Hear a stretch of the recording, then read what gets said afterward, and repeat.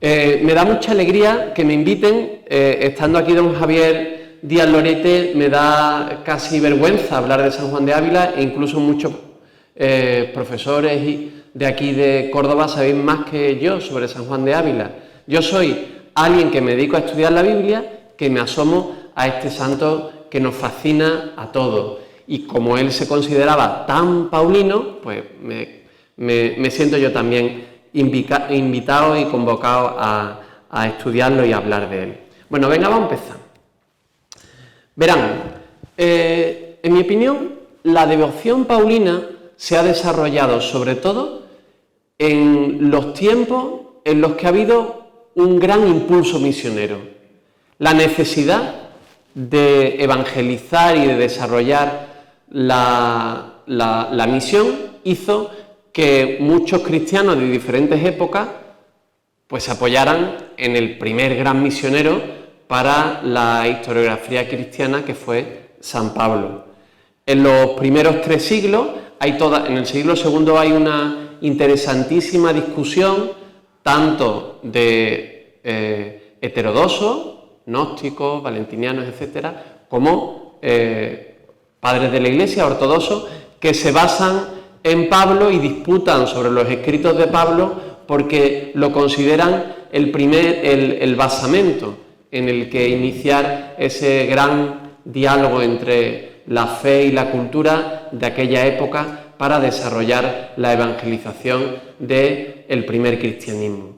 Igualmente, en el siglo XV y XVI, en nuestra tierra, puesto que emprendimos una tarea hercúlea de evangelizar no solo el Nuevo Mundo, sino también a tantos moriscos y judíos de nuestra tierra, pues de nuevo nos basamos en San Pablo. Es muy interesante que toda la tradición sobre la presencia de San Pablo en Écija brota del siglo XV, en este tiempo en el que era necesaria la evangelización y la figura de un converso, así se decía en la época, ¿no? Porque para ellos Pablo había dejado de ser judío para hacerse cristiano, pues Pablo fue el centro. Os pongo ahí una imagen preciosa de San Pablo que han restaurado hace poquito en la iglesia de Santa María de Écija para que nos ilumine esto que estoy diciendo. Bueno, y también me acuerdo que cuando en 2008 el Papa Benedicto XVI convocó el año paulino, yo tenía la dicha de estar allí en Roma y me preguntaba ¿por qué? Me dio coraje, porque si me llega a esperar un año más, publico la tesis en el año de San Pablo, pero no pudo ser. Pero ¿por qué el Papa ha querido hacer un año paulino?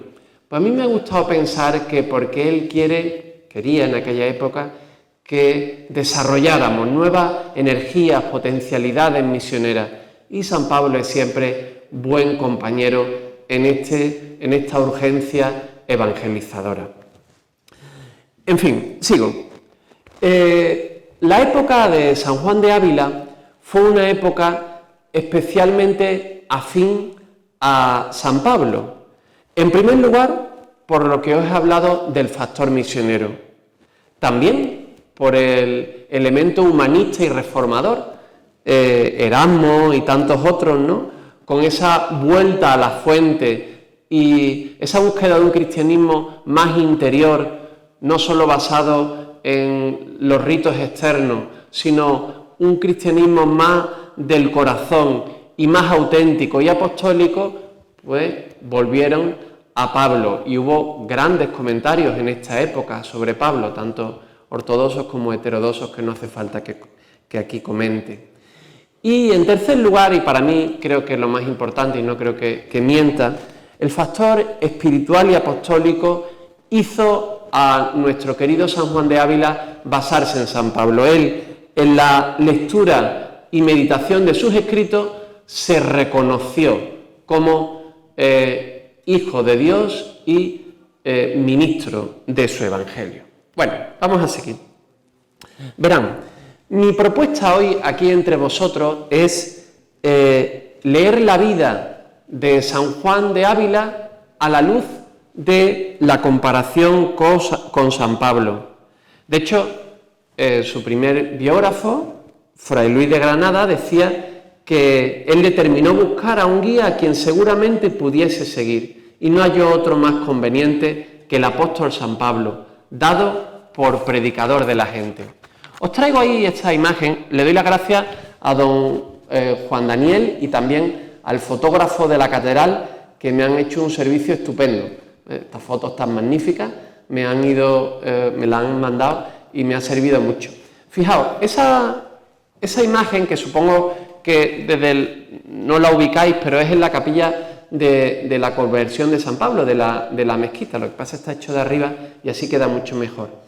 Que es posible que la hiciera el maestro Juan Gutiérrez, que hizo todas las yeserías del techo del coro, ¿no? Y de este me decía Juan Daniel que no se sabe muy bien quién hizo esta, pero probablemente fue el mismo, ¿no? En 1616 pone. Fíjense, me ha llamado mucho la atención el juego y me va a servir para explicaros un poco lo que quiero presentaros aquí.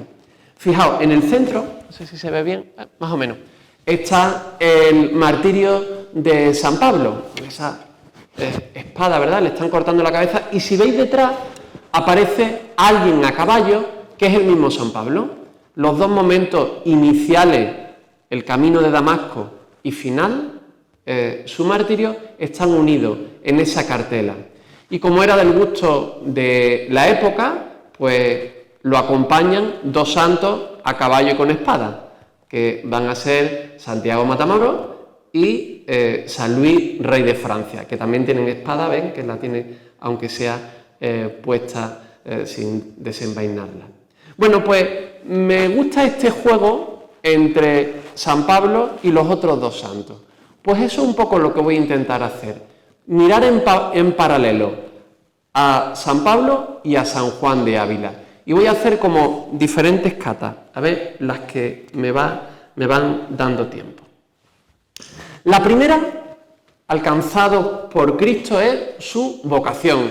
Aquí todos los seminaristas, mucho ánimo al sufrido cuerpo de seminaristas que escuchan estas conferencias. Muchas gracias por estar tan atentos, que os veo ahí sin mirar los móviles y mirándome. Muchas gracias, yo os lo valoro mucho.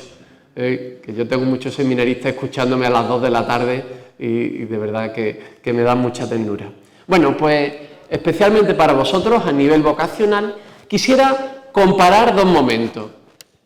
En el año 36, dice la cronología estándar de San Pablo, aunque podemos bajarlo un poco, subirlo un poco, pues él tuvo esa experiencia objetiva de encuentro con Cristo, según los Hechos de los Apóstoles, en el camino de Damasco, y unos años después, estando en la cárcel,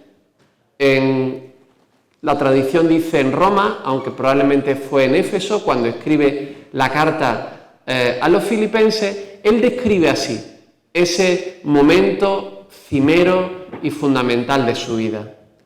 Todo lo hago para conocerlo a él, y la fuerza de su resurrección y la comunión con sus padecimientos, muriendo su misma muerte con la esperanza de llegar a la resurrección de entre los muertos. No es que ya lo haya conseguido o que ya sea perfecto. Yo lo persigo, a ver si lo alcanzo, como yo he sido alcanzado por Cristo. Me encanta esta frase. Él pone el verbo en activa, pero le parece un poco soberbio y siempre se corrige y poniendo la pasiva, ¿no? Yo he sido alcanzado por Cristo.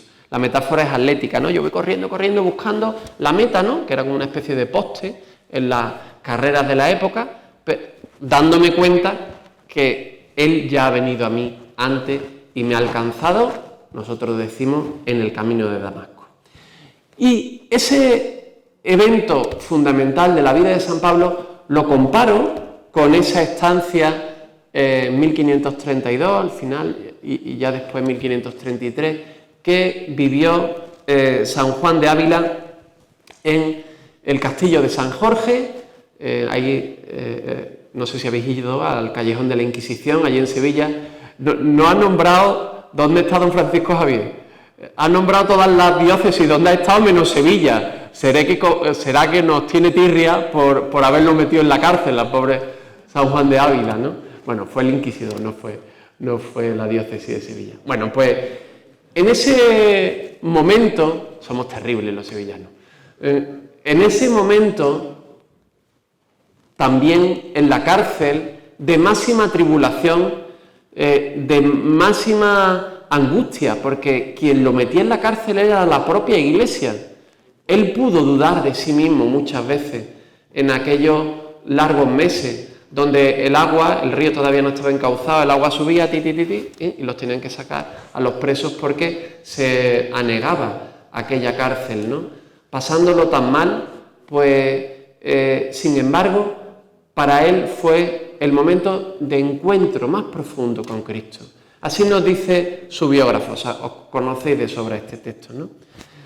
Tratando una vez familiarmente conmigo de esta materia, habla Fray Luis de Granada, me dijo que en este tiempo le hizo nuestro Señor una gran merced que él estimaba en gran precio, que fue darle un muy particular conocimiento del misterio de Cristo, esto es, de la grandeza de esta gracia de nuestra redención y de los grandes tesoros que tenemos en Cristo para esperar y grandes motivos para amar y grandes motivos para alegrarnos en Dios y padecer trabajos alegremente por su amor.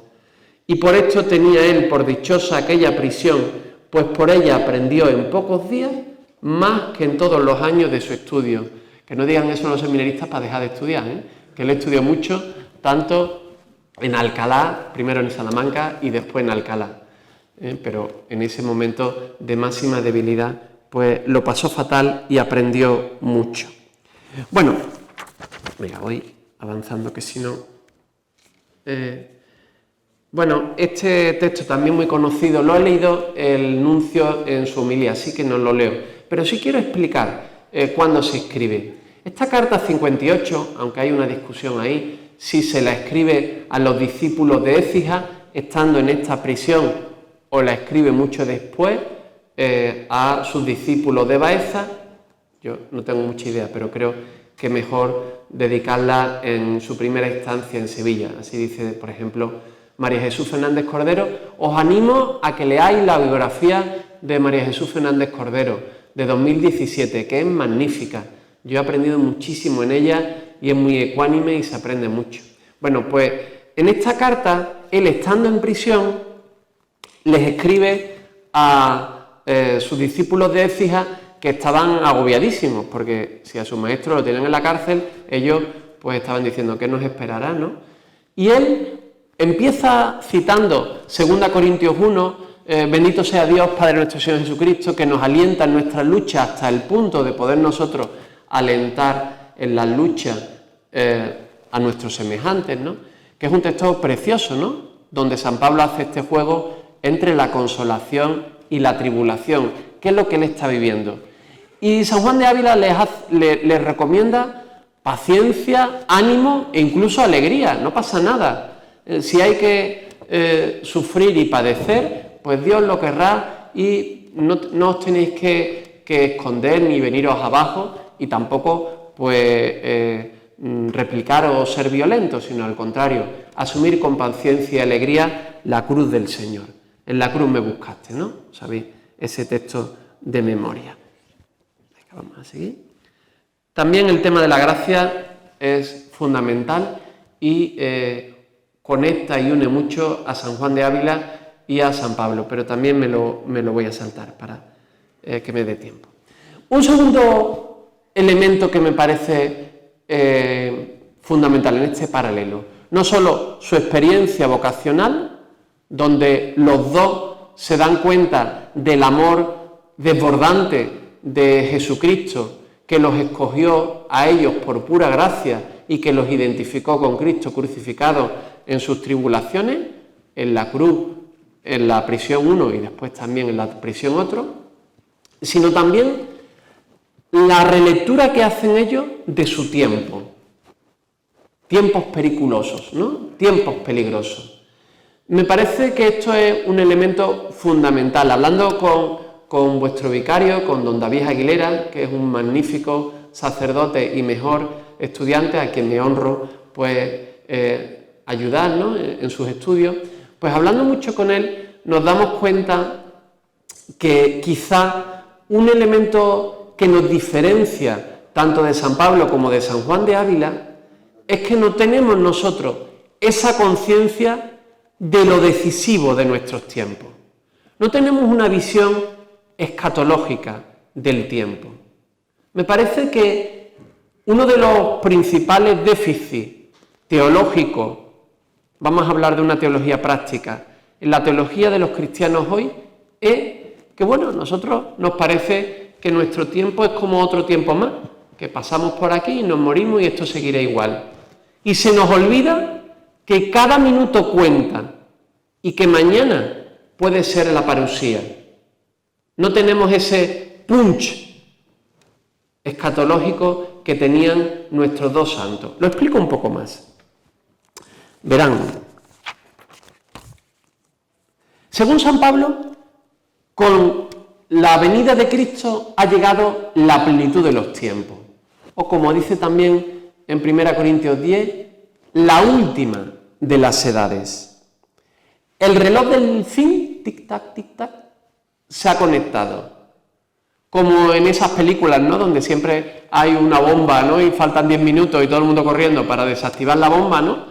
Pues la parusía, el reloj de la parusía, para él, con la venida del Mesías, Hijo de Dios, y la efusión del Espíritu Santo, profetizada por Joel y otros tantos profetas para la última de las edades, ya se ha activado.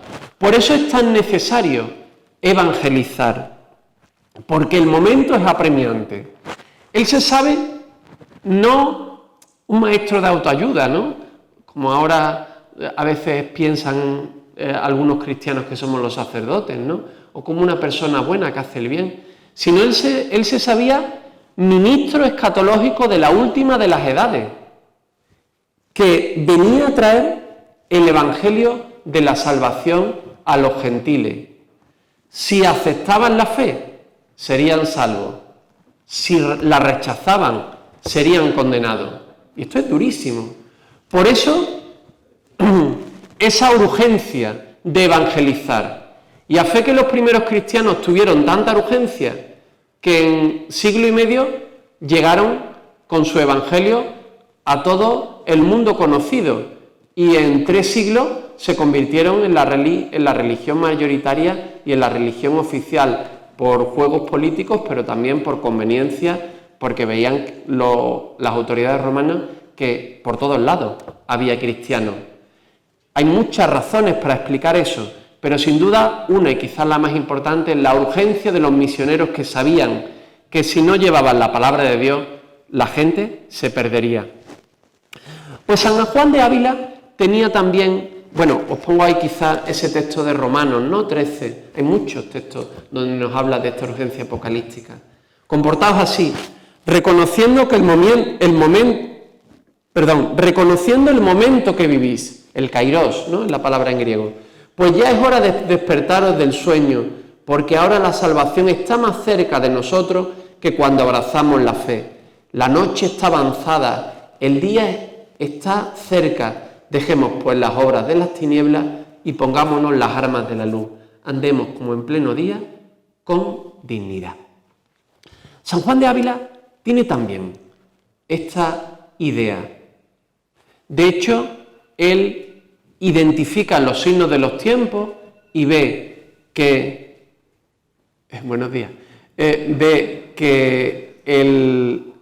la venida, la misión del nuevo mundo, o sea, se va a predicar el evangelio a todas las naciones, que es uno de los signos del fin en Mateo 24. Ve que el surgimiento de la gran herejía de Lutero, que él ve precursor del anticristo. Ve que muchas calamidades. Él ve que el tiempo del fin está llegando. Y sobre todo ve que si él no evangeliza y los sacerdotes no evangelizan, las ovejas se pierden. Os pongo ahí un texto, ¿no?, en esta plática, ¿no?, que él escribe para ¿quién era? Para Francisco, ¿no?, para este jesuita que envió a predicaros un sínodo a vosotros, Gómez Gutiérrez, no me acuerdo. Bueno, que envió para predicaros a un sínodo a Córdoba, ¿no? Dice así: no sé otra cosa más eficaz con que a vuestras mercedes persuada, contraerles a la memoria la alteza del beneficio que Dios nos ha hecho en llamarnos para la alteza del oficio sacerdotal. Esto lo voy a escuchar muchas veces, pero fíjense ahora. ¿Quién no se eterna en mucho en resucitar muertos, lanzar demonios y lo que más es sacar a hombres del infierno y abrirles el cielo? Tenemos una responsabilidad tremenda. Sacar hombres del infierno y llevarlos al cielo. Fijaos que a veces secularizamos tanto nuestra labor que se nos olvida que por nuestra acción, por supuesto por la acción que nosotros somos secundarios, ¿no? Pero la acción que hace Cristo a través nuestra por su Espíritu, pues podemos llevar salvación o perdición. Un segundo elemento que me parece fundamental en este paralelo que estoy haciendo. Tercero, el cuerpo de Cristo. Dios no hace distinciones. Fíjense, bueno, venga, voy a dejar un poco los papeles para ir un poco más rápido. Fíjense, me llama la atención siempre la primera lectura que leemos en el día de San Juan de Ávila, que es esta lectura sobre el Evangelio a los gentiles. Me hubiera gustado hablar con el liturgista, quizá alguno de aquí lo conoce, que preparó esas lecturas, ¿no? Porque es muy interesante y al mismo tiempo paradójicamente diverso. ¿Por qué? Porque San Pablo se siente llamado por Dios inmerecidamente, porque a él, siendo un perseguidor, no era la persona más adecuada. Él se da cuenta que Dios ha sido con él excesivamente gracioso, haberlo llamado sin merecérselo, para que él sea apóstol de los que no se lo merecen, de los perros paganos, de los gentiles, que no pertenecían al pueblo de Dios. Si Dios ha tenido este exceso de gratuidad con él, es para que él sea apóstol y testigo visible del exceso de gracia que Dios tiene con los gentiles en la última de las edades. Así pues, su teología va a ser proyecto práctico. Me parece que eso es también muy habilista, ¿no? O si quieren, por ser muy paulinos, muy habilista, ¿no? Ni Pablo ni Maestro Ávila son teólogos solo, son sobre todo pastores que hacen teología, ¿no? Bueno, pues San Pablo va a hacer de este exceso de la gracia un proyecto práctico, fundando comunidades en las que se transparente esta novedad de la gracia, donde ya no haya, como dice él en Gálatas 3, 27, 29, este texto tan famoso, ¿no? Cuantos habéis sido bautizados en Cristo, habéis revestido de Cristo, no hay judío ni griego, esclavo ni libre, hombre ni mujer, porque todos vosotros sois uno en Cristo Jesús. Y si sois de Cristo, sois descendencia de Abraham y herederos según la promesa. O sea, todo el lío que va a tener Pablo contra los otros misioneros, que eran también creyentes en Cristo, pero que vendrán cuestionando detrás de él todo lo que él hace, porque no circuncida a los gentiles.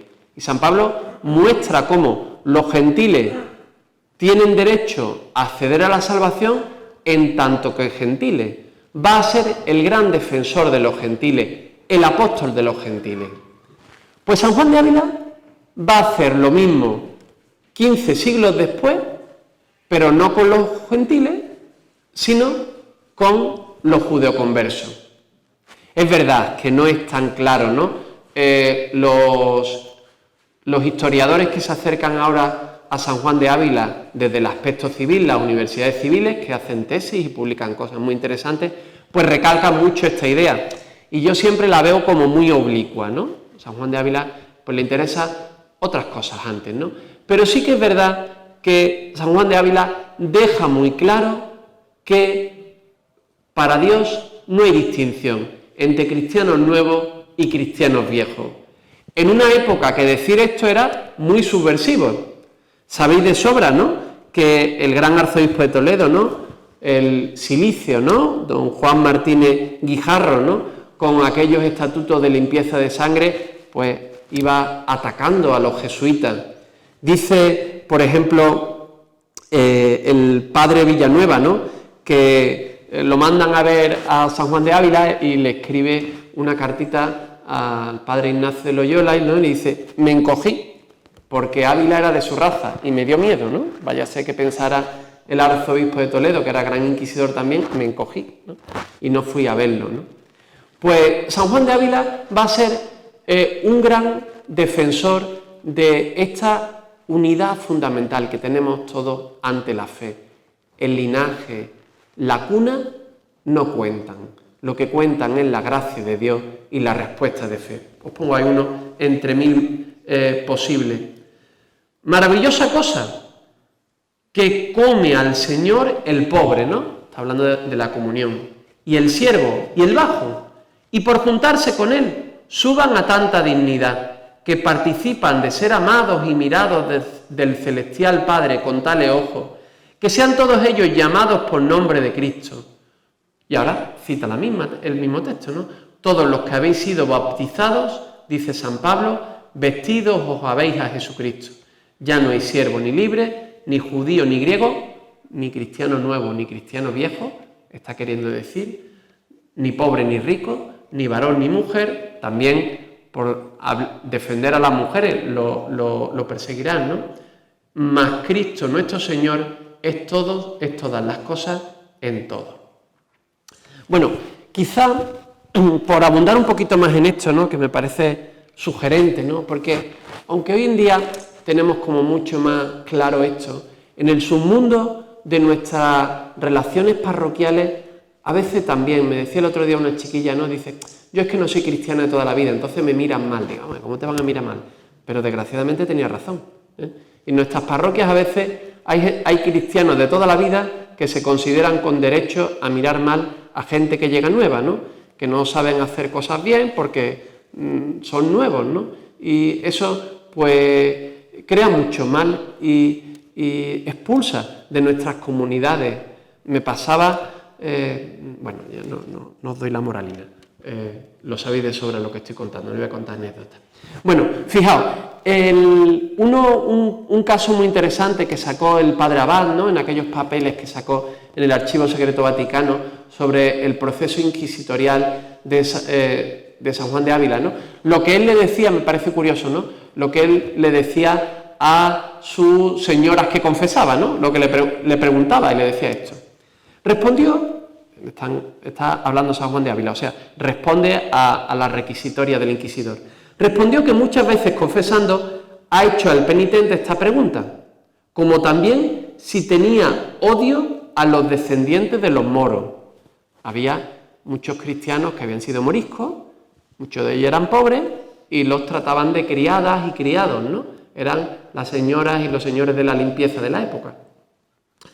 Por haber entendido que algunos no los tienen por prójimos, y asimismo para reprenderles, a fin de que no llamen a los bautizados descendientes de infieles, perros moros o judíos. La señora, pues, se cabrea con su sirviente y le dice: tú lo que eres una perra judía, ¿no? O perros moros. Cosas muy bonitas para una bautizada como ella. Como demasiadas veces son llamados de sus amos con esos nombres, siguiéndose de este desprecio que algunos infieles no se cuidan de hacerse cristianos. Esta pregunta la hacía solamente a personas que creía tuvieran necesidad. Sería muy sugerente comparar esto con la carta de San Pablo a Filemón sobre su esclavo Onésimo, pero la verdad es que no me cabía en la diapositiva y lo he desechado, ¿no? Y fijaos también lo que dice un poquito después, ya a finales del siglo XVI, el padre Rivadeneira, ¿no? Sobre lo que decía el maestro Ávila sobre el problema de la compañía, ¿no? ¿Cómo iría mal la compañía de Jesús? Decía así: esto, o sea, excluir a los judíos de la compañía, es contra el parecer de los hombres más santos, más religiosos, más graves amigos de la compañía. Está escribiendo a su superior. Más santos porque el padre maestro Ávila dijo que por dos cosas se podría perder la compañía: La primera, por admitir a ella mucha turba. Ahora no hay problema de que admitan a mucha gente, pues no quiere entrar casi nadie. La segunda, por hacer distinción de linaje y de sangre. Fíjense hasta qué punto para el maestro Ávila esto era importante. Bueno, daría mucho de sí esta idea, pero sigo.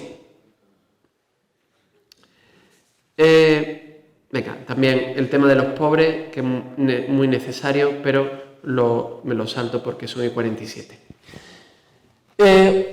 Un cuarto elemento, un cuarto paralelo que me parece sugerente, lo he llamado la conversión de la imaginación o la centralidad de la escritura para los dos. Fíjense, os pongo un texto ahí de Benedicto XVI que era en una homilía de la hora, me parece que nona o sexta, no estoy seguro, que hizo en el sínodo de los obispos que trató el tema de la palabra de Dios. Y él dice, bueno, lo leo, que es más bonito lo que él dice que lo que diga yo. La palabra de Dios es el fundamento de todo, es la verdadera realidad. Fíjense qué duro, ¿eh? La palabra de Dios es la verdadera realidad. Debemos cambiar nuestra idea de que la materia, las cosas sólidas que se tocan, serían la realidad más sólida, más segura. Quien construye la vida sobre la materia, sobre el éxito, sobre todo lo que es apariencia, construye sobre arena.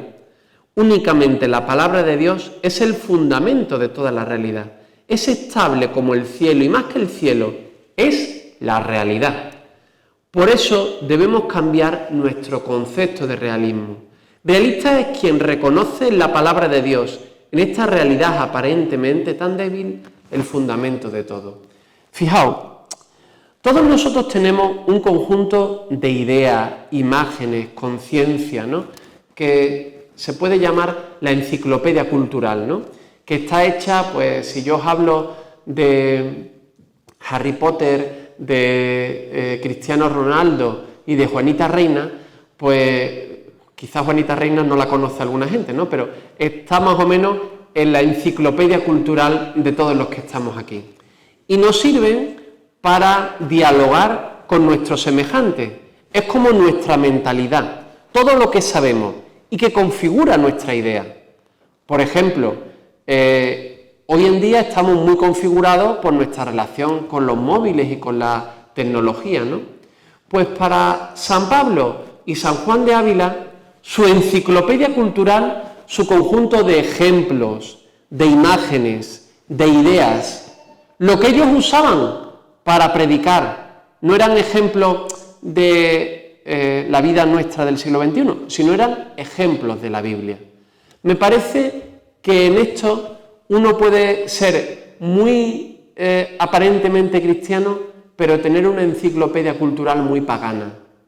Y hasta que no nos surjan en nuestros ejemplos, no los que proponemos, sino los que vivimos en nuestra oración, en lo que pensamos, hasta que no deseemos leer la Escritura como nuestra verdadera madre, nuestra verdadera casa, ¿no?, hasta que nuestra sensibilidad, nuestra imagen no esté afectada por las películas o tantas imágenes que nos impactan y que se nos graban dentro en nuestra memoria de la imaginación, hasta que la Escritura no sea la verdadera realidad, no terminaremos de estar evangelizados. A veces queremos evangelizar las conductas y se nos olvida que primero debemos evangelizar la imaginación.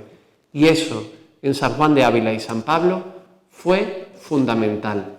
No hablo de San Pablo, pero San Juan de Ávila no solo cita la Escritura como dicta probanda, todo él habla de la Escritura en sus imágenes, en su forma de expresarse, en sus criterios, ¿no? Me parece que esto es profundamente revelador y también digno de ser emulado por nosotros. Os iba a poner el ejemplo de la honra, pero el texto es tan largo que me da miedo hasta a mí. Así que sigo. Venga, sí. Bueno, quinto punto, y aquí me voy a quedar y un poquito más, ¿vale? Una palabra final. ¿Dónde estaba? La misión apostólica. He dejado para el final lo más obvio, ¿no? ¿En qué se parecen San Pablo y San Juan de Ávila, en que los dos van a ser, pues, hombres evangélicos, grandes apóstoles, ¿no? Misioneros. Ambos hicieron del Evangelio el centro de su predicación. Ambos sumaron a la predicación pública la escritura de cartas, ¿no? Yo, estando aquí en Montilla, casi que me emociono, ¿no? De saber cuántas cartas escribió desde aquí, ¿no? Cuántas cartas, además, que parece que nos las está escribiendo a nosotros hoy, ¿no? Cuando las leo y me pongo yo, cuando me cuesta mucho rezar, cojo una carta de San Juan de Ávila, porque me orienta rápidamente, ¿no? Y me centra, y si no da mi cabeza para más, al menos voy siguiendo lo que él me va diciendo, y siempre me dice cosas, ¿eh?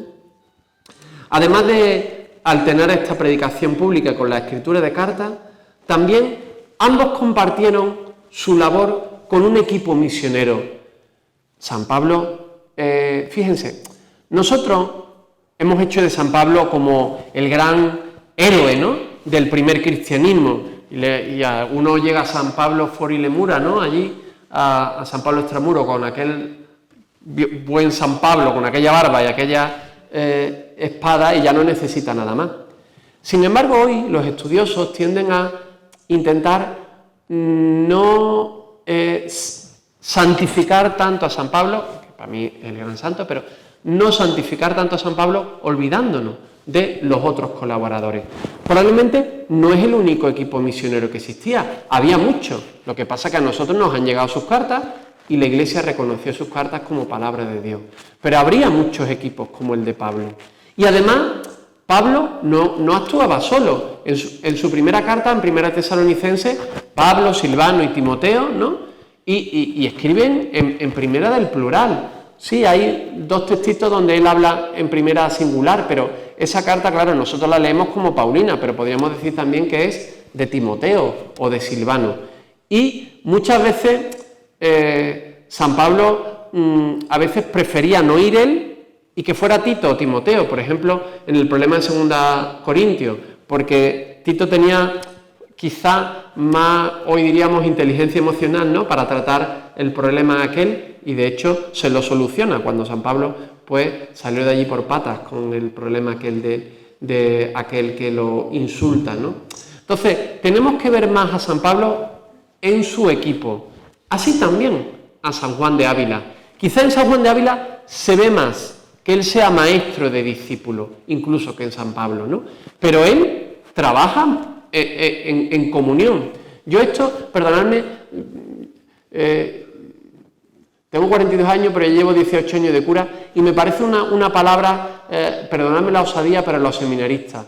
Uno de los grandes problemas que tenemos hoy en día es ser francotiradores, y que cada uno quiera hacer en su parroquia un sayo, ¿no?, y no trabajar en equipo y en comunidad y colaborando con los demás, es la gran dolencia de nuestra Iglesia hoy. Yo creo que en Córdoba estáis mucho mejor que en Sevilla, probablemente, pero veo que un problema es el que se va, pues yo de aquí voy a hacer mi parroquia, y tenemos que trabajar en comunión, porque si no perdemos muchísimas energías, fuerzas, y además los cristianos pues lo ven y damos antitestimonio. Pues San Juan de Ávila tiene varios ejemplos, ¿no? Cuando se fue al Alcázar Viejo de Córdoba, ¿no?, y creó aquel grupo, ¿no?, tan bonito, Juan de Villarraz y Alonso de Molina, Diego de Guzmán, Gaspar Loarte, Gonzalo Gómez, que era el capellán de aquel hospital de San Bartolomé de las Bubas, ¿no?, Alonso Fernández, Francisco Gómez, el que no me acordaba antes, el jesuita, ¿no?, que era como muy intelectual. Todos estos, ¿no?, se fueron a evangelizar por Sierra Morena y llegaron arriba a Extremadura, ¿no? Aquello debía ser un gozo, ver aquello evangelizando juntos y escuchándose uno las homilías de otro y diciendo, ¡jo, qué bien predica! ¡Ánimo, me ha encantado lo que has dicho!, ¿no? Y la gente vería aquellos equipos misioneros y se alegrarían de ver cómo los sacerdotes se querían y trabajaban juntos, ¿no? Quizás nosotros hoy en día, por mundanidad, estamos perdiendo esa idea de colectivo. Uy, y 55. Bueno, alternaron los dos la itinerancia apostólica y el servicio pastoral, y no solo predicaron el Evangelio, se lo intentaron hacer al modo evangélico. Ahí os pongo este textito, ¿no?, para glosar esto del modo evangélico, ¿no?, que me parece un texto delicioso. Sabéis, vuestro antiguo obispo, ¿no?, Cristóbal de Rojas Sandoval, ¿no?, que va a un avispero político, va a presidir aquel concilio de Toledo, ¿no? Está el arzobispo de Toledo, Carranza, lo tienen en Roma preso, ¿no? Y ahora Mendoza de Burgos, que era también obispos que mandaban y no los de ahora, ¿no? Que estaba en Burgos y queriendo venir a presidir aquel concilio.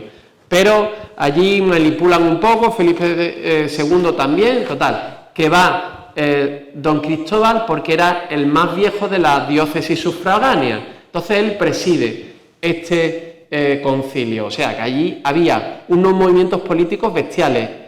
Iba nuestro querido maestro Ávila y le escribe esto para ir preparado. Fíjense que no le habla de política, ¿no? Fíjense lo que le dice. Alce los ojos vuestra señoría al Hijo de Dios puesto en una cruz, desnudo y crucificado, y procure desnudarse del mundo y de la carne y sangre, codicia y de honra y de sí mismo. O sea, está diciendo, no vaya a politiquear porque le va a ir fatal. Para que así sea todo él semejante a Jesucristo, el modo evangélico. Y sea su embajada eficaz y fructuosa, así será, eficaz y fructuosa.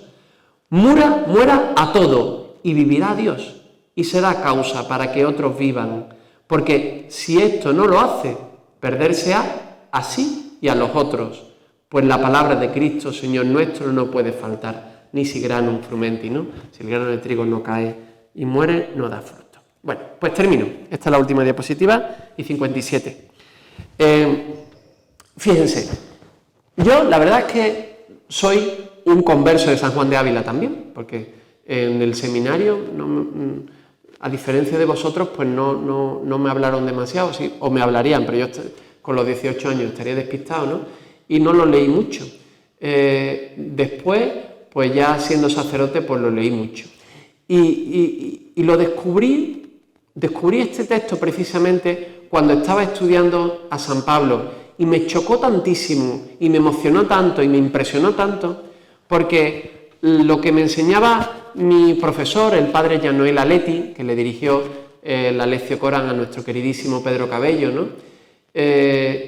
Lo que me enseñaba sobre las paradojas paulinas, estaban todas las que él me enseñaba en este texto, sin faltar una. Bueno, faltaba una, pero bueno, dejémoslo así para circuncidar el texto, ¿no? Y me parece que esta es como la entraña de la relación entre San Juan de Ávila y San Pablo, el maravilloso intercambio que nos salva. O sea, que nosotros, en nuestra miseria, San Juan de Ávila y San Pablo, los dos tienen una conciencia negativa del hombre, un ser caído, ¿no? Somos mendigos, corrompidos por el pecado, ¿no? Pues la miseria del hombre es fecundada por la grandeza del amor divino, ¿no? Hasta tal punto que Cristo, que es el bendito, el rico, el santo y el fuerte, se haga maldito, pobre y débil por nosotros. Lo voy a leer, ¿vale? Y con eso termino, así hago un poco de guía de museo, ¿no? Que señalo el cuadro y no tanto a mi dedo. Dice así: para sacar a él, al hombre, de esta maldición, fue menester que la fuente de todas las bendiciones tomase a su cuesta su maldición. Esto es Gálatas 3:13. El príncipe de todas las santidades se sujetase a la pena que por el pecado se debía. Esto es, al que no conoció pecado, Dios lo hizo pecado para que nosotros seamos justicia de Dios en él, ¿no? 2 Corintios 5:21. El que era libre de todo captiverio se entregase al afecto del verdadero captiverio. 1 Corintios 9:19, en que hice mi tesis. La fuente de salud, enfermase. La fortaleza, pareciese flaca o débil. 2 Corintios 12:9. Y el sumo aborrecedor de pecado apareciese en el mundo con traje de pecador. Romanos 8:3-4. Fuese por tal tenido y por tal condenado a muerte en cruz. ¿Quién pudiera entender que era tan grande la miseria de su pecado, dando al hombre para lavarle de ella tan inmensa misericordia? ¿O quién pudiera creer que tenía un Dios tan cuidadoso que a tanto se pusiera por de tanto mal sacarle? Cosa era esta que no cabía en entendimiento. Pues sí, las cosas que nos cuenta San Juan de Ávila y San Pablo no caben en entendimiento. Muchas gracias.